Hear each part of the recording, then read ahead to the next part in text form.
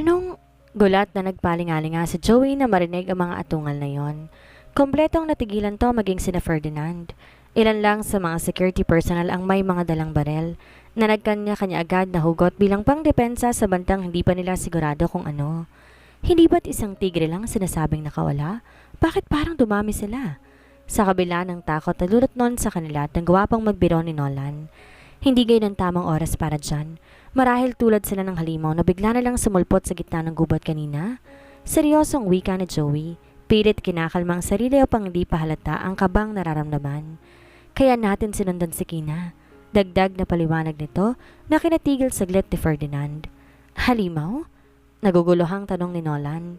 Maging ang ilang security personnel na intriga na sa sinabi ni Joey. Mamaya ko na ipapaliwanag sa inyo. Kailangan natin magmadali? Seryosong tugon ni Joey. I don't know what exactly is that thing either, pero sana hindi tayo makatagpo ng isa. Bakit ngayon mo lang sinabi yan? Tanong ni Ferdinand sa pagalit na boses. Nagpipigil na kwelyohan si Joey. Kung ganon pala kadelikado ang gubat na to, bakit dinaig pa nilang namamasya lamang sa parke? Di na nag-usisa pa si Ferdinand kung anong klaseng halimaw ang tinutukoy ni Joey. Alam din naman ito na nagsasabi to ng totoo. At lalong sa atungal pa lang na narinig nila, malalaman na kaagad na nagmumula yon sa mabangis na hindi nila matukoy na kung anong klaseng nila lang. Dahil doon naging determinadong mukha nito. Walang imik na nagpatiunat ang maglakad sa naglalakihang mga hakbang. Di na hinintay pang magiging sagot ni Joey. Ferdinand, pigil dito ni Joey pero hindi ito huminto. Base sa distansya ng mga narinig nilang atungal, mayroong hindi kalayuan sa kanila kaya kailangan nilang magsama-sama. Ferdinand, teka! Tawag din ni Nolan na sinimulang habulin ito. Nagsilaglagan ng balikat nila na maya-maya lang. Nakita nilang pagbagsak na isang halimaw hindi kalayuan sa unahan ni Ferdinand. Takot na napaatras to na tumba dahil sa pagkabigla. Wala ni isa man sa kanilang agad na hakilos sa kanilang kinatatayuan. Tinutunaw pa nila sa kanilang isip kung anong klaseng nila lang ang nakikita nila ngayon na hindi nila alam ang eksaktong pinagmulan at paanong bigla na lang yung bumagsak sa mismong tapat ni Ferdinand. Mabilis na tumayo si Ferdinand, sinubukang lumayo sa halimaw pero nakuha lang nito ang atensyon nun. Sakalang nagsikira sa mga security personnel nang sigawan ng mga to ni Joey na tulungan ang tumatakbo na si Ferdinand. Bumagal ang takbo ng oras. Malinaw na walang tsansa si Ferdinand na makalayo sa halimaw o marespondihan kaagad ng mga security. Sa bilis ng halimaw, hindi pa nakakatutok dito ang mga baril ng security, baka nahati na sa dalawa si Ferdinand.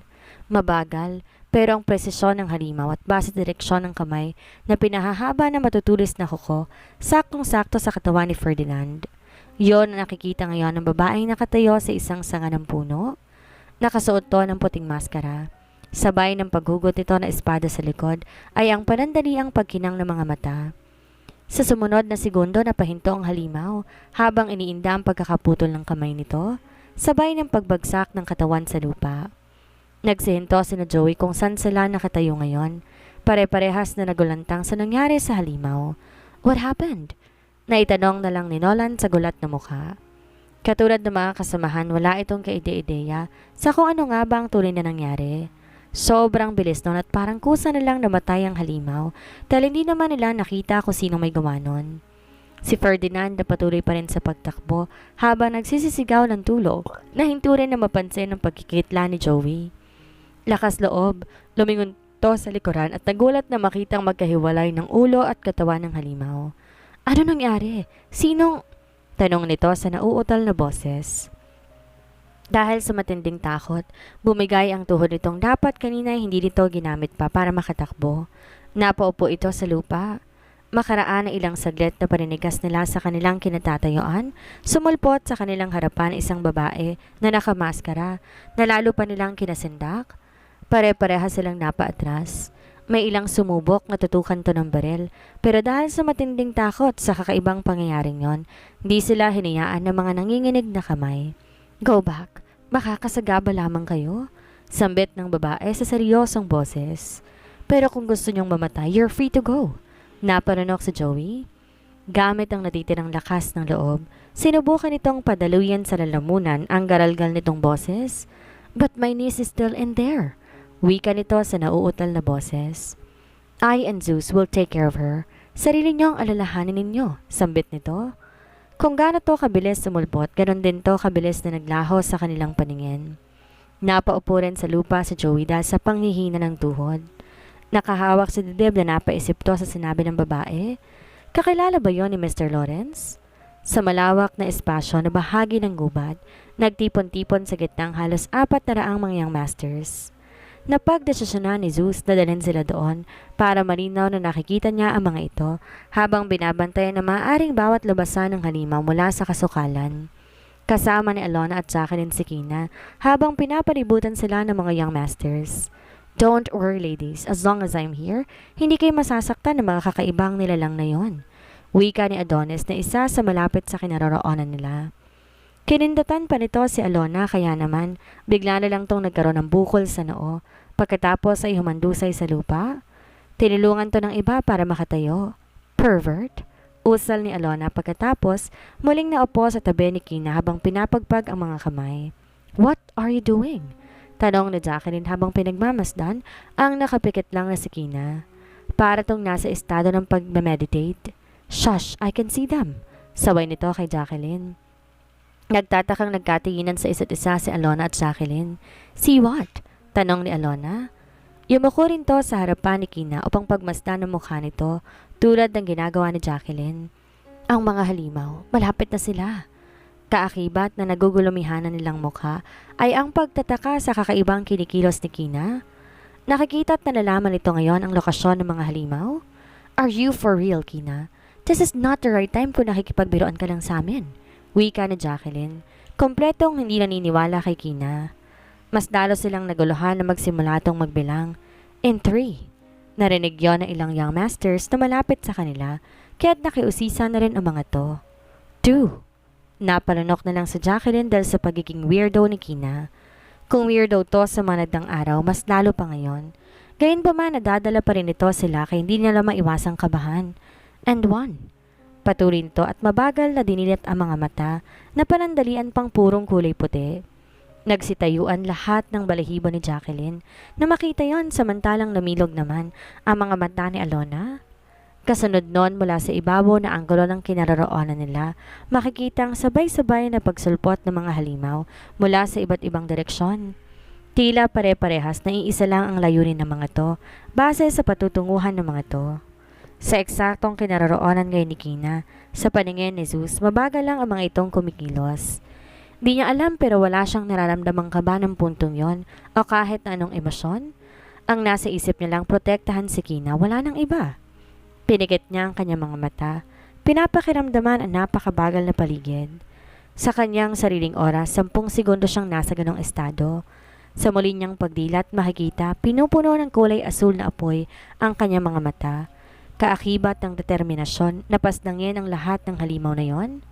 Sa pagkurap na mata ng isang tao sa normal na oras, naglaho si Zeus sa kinatatayuan nito at sinimulang araruhin ang sunod-sunod na nagsisisulputang mga halimaw. Interesting. Nilaro ng babaeng binabalot ng itim na kasuotan ang dulo ng kulot ng buhok nito. May suot-suot ito na itim na maskara. Nakapangalumbabang nakaupo ito sa malaking gintong upuan na tila trono. Sa gitna ng malaki at malawak pero napakadilim na silid. Sa harap nito ay isang bolang kristal na siyang bukod tayong nagbibigay ng liwanag sa buong silid na yon. Nagagawa ng bigyan ng buhay ang hikaw na babae na may disenyong buwan. Warning crescent sa kanan at waxing crescent sa kaliwa kaya't nagmumukhang iyong totoong buwan sa ilalim ng mga tenga nito. Sa pamamagitan din ng bolang iyon ay napapanood nito ang nagaganap ngayon sa gubat kung nasan sina Zeus. Nakasentro yon kay Zeus.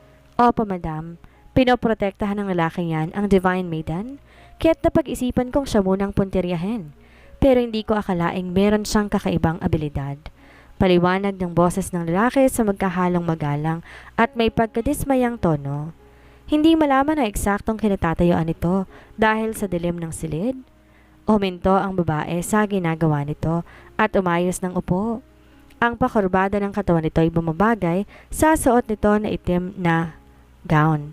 Napaka-elegante nitong tingnan. So my sister found a colleague. Very, very nice. Tumayo ito at naglakad papunta sa madilim na bahagi ng silid. Nasa likod nito ang mga kamay nito. Kusang bumukas ang pintuan na may higit na madilim na silid pagkalapit nito sa tapat noon. Ayos lang. Wika nito sa mapaglarong tono sabay ng pagtaas baba ng balikat. They're all gonna die anyway, anytime soon. Nagpatuloy sa pakikipaglaban si Zeus. Wala siyang sinasayang na atake, lahat pamatay. Para mga langaw na nagsisipagbagsakan na lamang sa lupa ang mga halimaw. Walang nakakalagpas sa bilog na ginawa niya mismo. Kahit nahihintakutan, napapaawang na lamang ang bibig ng lahat sa ginagawa ni Zeus. Ni hindi nga nila malaman kung nasaan to eh. Basta na lang bumabagsak ang mga halimaw sa tuwing sumusulpot ang mga to. Si Danny at Seo na plano sanang tulungan siya, sumama na lang sa pagtitipon ng ibang young master. Nag-aabang na baka may makalusot. He's a demon. Wala sa sariling wika ng isa. Di matukoy kung ang halimaw ba sa natatakot o kay Zeus. Where the hell are they coming from? Sobrang dami nila. Bulalas na saad ni Joaquin. Nakatingin to sa tambak ng halimaw sa halos palibot nila. Napadakong tingin ito kay Seo. Parang pinaglaruan lang siya nito sa martial arts competition noon. Pero kanina, nung hinaharap nito ang isang halimaw, ang nag-iisang halimaw, marinaw naman na wala itong tsansa na mapatay iyon. But this man, may blankong mukha na napatingin si Joaquin sa mga nagsusulputang halimaw. Sinusubukan kung kaya niyang makita si Zeus. He's taking them all alone while protecting us. Sambit ito sa isip ng may paghanga. Lingid sa kanilang kaalaman, napapagod na si Zeus. Mahigit 100 nang napatay niyang halimaw. Nagbabalik na rin sa normal ang kanyang isip at kilos ng mga ito sa kanyang paningin. Bakit hindi kayo maubos-ubos? Ines na sambit niya. Isa sa mga halimaw ang nakaligtaan ng kanyang paningin at sumulpot yon sa kabilang dako ng bilog, salungat sa kanyang kinaroroonan. Lagot na. Kung hahabulin niya yon, masisira ang siglo ng kanyang paraan ng pagdedepensa. Hindi niya nga alam kung mahahabol niya ba ang magsisisulputan na mga naroon niya ngayon sakali mang pumakabilang dako siya. Bahagyang napataas ang kanyang mga kilay nang makita niya ang mabilis na pagbulok ng usok sa kinaroroonan niya ngayon. Muntik ka nang malate. Naiiling at natatawang wika niya sa sarili, saka muling ibinaling ang atensyon sa mga halimaw. Ang mga young masters na nasa tapat mismo na nakalusot na halimaw nagsisigawan na ng puntong iyon habang nagtutulakan pa atras. Pero imbes kalmot ang matanggap nila, sinalo at narigo sila sa mainit na dugo nito. Bigla na lang yung nagkahati-hati habang nasa ere na ikinataka nila. Si Zeus din ba ang may gawa noon? Habang nasa ganong isipin, isang babaeng nakamaskara ang bigla na lang sumulpot sa kanilang harapan.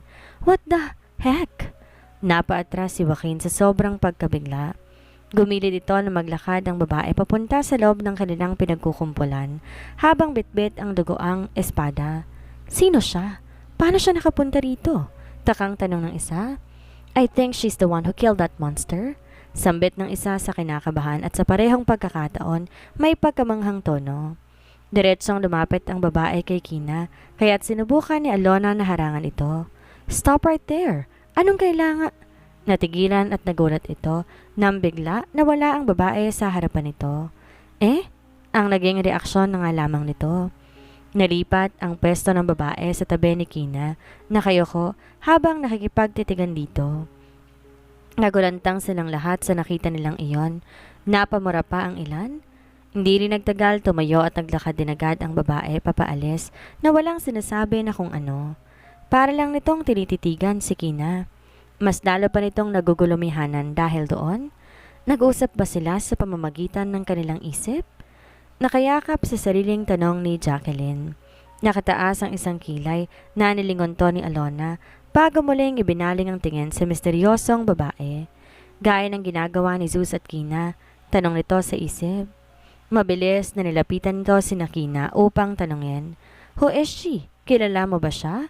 Ilang saglit pa bago makatagon si Kina. A friend. Tugon lamang nito sa mahinang boses habang nakasunod ang tingin sa babae. Namilog ang mga mata ni Alona nang umalingaw iyon sa kanyang tenga papunta sa kanyang isip. Para yung katagang nagpapaikot-ikot sa kanyang utak. Uminto lamang yon na mapagtanto niya kung saan yon unang narinig. A friend. Parehas na naging tugon na yon ni Kina nang tanongin niya to noon sa kung anong koneksyon meron to kay Natalia. Wala na silang ideya kung nasa daigdig pa sila ng puntong iyon. Hindi ba't nagpunta sila sa gubat na yon para magmarathon? Totoo ba talaga na nangyayari iyon o nananaginip lamang sila? Mula sa kakaibang atungal na narinig nila kanina hanggang sa patay ng katawan ng nilalang na hindi nila matukoy kung ano. Nalaman nilang papas lang dito ni Zeus ay sinsipa lamang. Pagsulpot sa iba pang katulad ng nilalang na iyon at pakikipaglaban ni Zeus dito sa kakaibang level ng kakayahan. Ngayon, may panibago na naman silang kakaibang nasaksihan. Dalawang hindi nila alam kung tao ba o kung anong nakikipaglaban sa mga halimaw. Di nga rin nila alam sa kanilang mga sarili kung sino nga ba ang tunay na halimaw. Magkabilang dako si Zeus at Natalia sa pagdedepensa. Dahil nga sa pagdating ni Natalia ay mas lalo pang ginanahan sa pakikipaglaban si Zeus. Kasalukuy na siyang pumaloob sa mismong kasukalan na parang gusto niyang tunguhin kung saan man nagmumula ang mga yon at alamin kung bakit hindi sila maubos-ubos. Pero sa kanyang pagkabigla, matapos niyang patay ng isa, wala na siyang makita o naramdaman pang kumikilos sa paligid. Ito na ba ang huli? Tila dismayadong tanong niya sa sarili. Para nakukulangan pa siya, gayunman natutuwa siya sa isiping baka yun na nga ang huli. Pawis na bumalik siya sa bilog at tumambad sa kanya siguro ang tingin niya na mahigit 300 tambak na katawan ng mga halimaw. Nagtataka man sa sobrang dami niyon, di niya maiwasang matawa na may halong galak sa sarili. Pinagmasdan niya ang kanyang kanang palad bago na upo sa isang bangkay ng halimaw. Nagpakawala siya ng maginhawang pagbuntong hininga. Hindi niya alam kung tao pa ba siya. Ibang-iba na ang level ng kanyang kakayahan, hindi na pangkaraniwan. Proud? Tanong ni Natalia. Nakaupo to sa katawan ng isa pang bangkay. Nilingon niya ito at ni hindi man lamang to pinagpawisan. Akala ko hindi ka na darating. Natatawang wika niya habang nakatitig sa pamilyar na maskara nito. Pinagmasdan niya ang tambak ng halimaw sa kanyang harapan. Pinadala sila ng kapatid mo, tama ba? Tanong niya. Tumingin din doon si Natalia. They were summoned not only for Kina but for you as well. Wika nito. Nagtatakang napatingin siya rito. Kaya ba sa loob ng gubat, sumulpot ang mga ito? Suminghap siya, tinukod ang isang kamay sa bangkay sa kanyang kinaupuan. Noong una hindi pa ako kumbinsido sa sinabi mong kaya ni Lucianang pabagsakin ang pamilyang Zheng na siya lang mag-isa. Ngayon alam ko na kung bakit, wika niya. Napakaraming bagay ang di niya inaasahang nangyayari. Ang imposible nagiging posible, kaya hindi siya magugulat kung sasabihin ni Natalia na may militar ang Blood Moon cult ng mga halimaw. Now you fully understood what she's capable of. Having so much power because of the demon lord she's serving? Tumingalato para pagmasdan ang kalangitan. Di mga halimaw ang mga nakalaban natin to, kundi mga demonyong pinadala diretso sa ibang dimensyon. Tinatawag yun ng mga mortal na impyerno. Gumuhit ang pagkaintriga sa kanyang mukha. Kung ganon magmula sa pang ito sa impyerno? Ganon kalakas si Luciana. Di makapaniwalang tanong niya sa isip. Paano pa kaya ang pinagsisilbihan nitong demonyo? Pinagmasdan niyang muli ang kanyang palad. Kaya nga ba talaga niyang kalabanin ng mga to? Hindi pa nga siya nakakapagsimula sa pamilya Zheng. Ay may panibago na namang gumagambala sa kanila ni Kina. That's why you need to master your true ability as soon as you can. Ikaw lang at walang ibang makakatalo sa kanila. Wika ni Natalia na kinataas ang kanyang mga kilay. Tingin mo ba kaya kong talunin si Luciana? Tanong niya.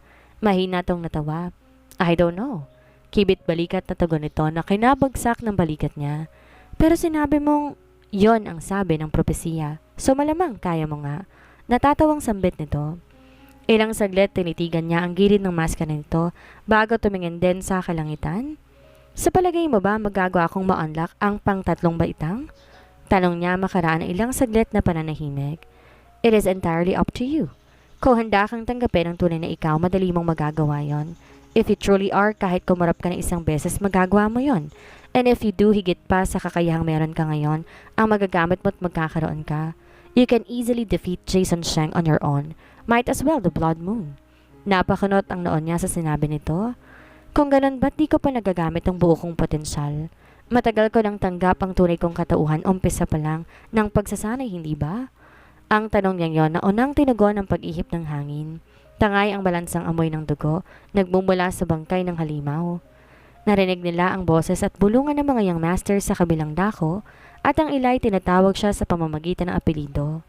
Tumayo si Natalia at nagsimulang maglakad papaalis. Somehow I doubt about that. Sambit nito pero nauunawaan niya ang kahulugan nun. Siya! Pagkasabi nun bigla itong naglaho. Naiwan siyang nasa blankong mukha. Di nga ba niya tanggap ang tunay niyang katauhan? Auntie, can you please just relax? Akong nahihilo sa inyo eh. Ines na hambit ni Harley. Magkasalubong ang kilay pinagmamastan si Caroline. Kanina pa paruot pa rito sa paglalakad. Si Javier at Dominica, parehas nang nakatitig kina Joey na kanina pa nananahimik. Mga tulala ang mga to sa kawalan. Maging ang mga kasamang security personnel ganun din. Sinubukang tanungin ng mga to tungkol sa kung ano nangyari pero wala silang nakuhang kahit anong sagot. Ano ba talagang nangyari sa inyo? Sa pang-siyam na hindi mabilang na beses, muling tanong ni Mylene kay Nolan habang nagpapalipat-lipat ang tingin sa magkakapatid. Nakaengkwentro niyo ba yung halimaw na sinasabi ni Dad?